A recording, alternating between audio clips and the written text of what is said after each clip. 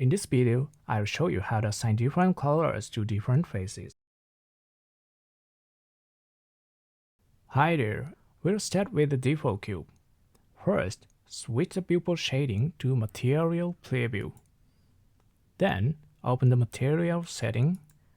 Right now, there's only one material assigned, so let's add a new slot by clicking the plus button and add a new material and pick any color you like. By the way, here's a quick tip. You can drag the color to adjust it all at once, like this.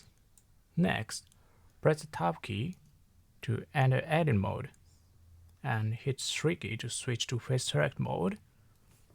And then select the face you want to give a new color. With the material you want selected, just click Assign. And that's it. Thanks for watching.